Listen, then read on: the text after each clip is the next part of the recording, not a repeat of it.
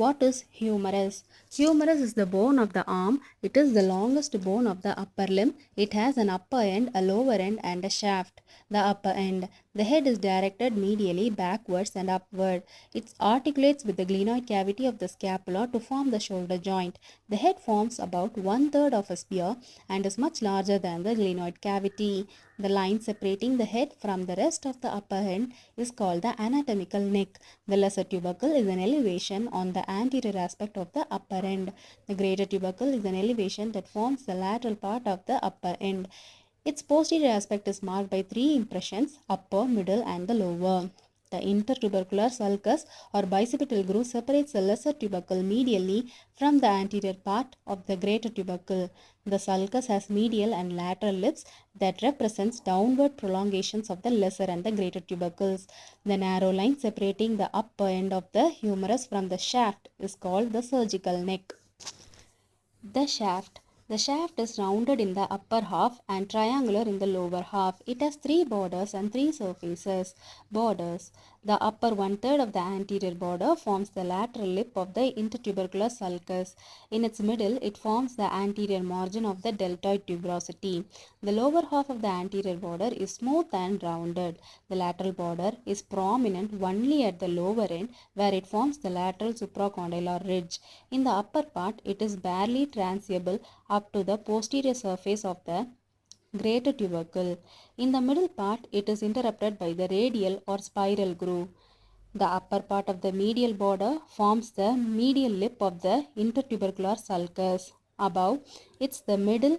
It represents a rough stripe. It is continuous below with the medial supracondylar ridge. Surfaces. The anterolateral surface lies between the anterior and lateral border. The upper half of this surface is covered by the deltoid. A little above the middle is marked by a V-shaped deltoid tuberosity. Behind the deltoid tuberosity, the radial groove runs downwards and forward across the surface. The anteromedial surface lies between the anterior and medial border. Its upper 1/3 is narrow and forms the floor of the intertubercular sulcus. A nutrient foramen is seen on the surface near its middle, near the medial border. The posterior surface lies between the medial and lateral borders. Its upper part is marked by an oblique ridge. The middle 1/3 is crossed by the radial groove. The lower end. The lower end of the humerus forms the condyle, which is expanded from side to side and has articular and non-articular parts. The articular parts includes the following. The capitulum is a rounded projection which articulates with the head of the radius. The trochlea is a pulley-shaped surface. It articulates with the trochlear notch of the ulna. The medial edge of the trochlea projects down 6 mm more than the lateral edge. This results in the formation of the carrying angle. The non-articular part include the following. The medial epicondyle is a prominent bony projection on the medial side of the lower end. It is subcutaneous and is easily felt on the medial side of the elbow. The lateral epicondyle is smaller than the medial epicondyle. Its anterolateral part has a muscular impression. The sharp lateral margin just above the lower end is called the lateral supracondylar ridge. The medial supracondylar ridge is a similar ridge on the medial side. The coronoid fossa is a depression just above the anterior aspect of the trochlea. It accommodates the coronoid process of the ulna when the elbow is flexed.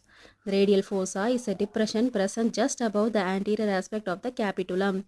It accommodates the head of the radius when the elbow is flexed. The olecranon fossa lies just above the posterior aspect of the trochlea. It accommodates the olecranon process of the ulna when the elbow is extended.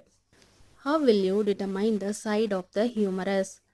The upper end is rounded to form the head. The lower end is expanded from side to side and flattened from before backwards. The head is directed medially and backwards. The lesser tubercle projects from the front of the upper end and is limited laterally by the intertubercular sulcus or bicipital groove.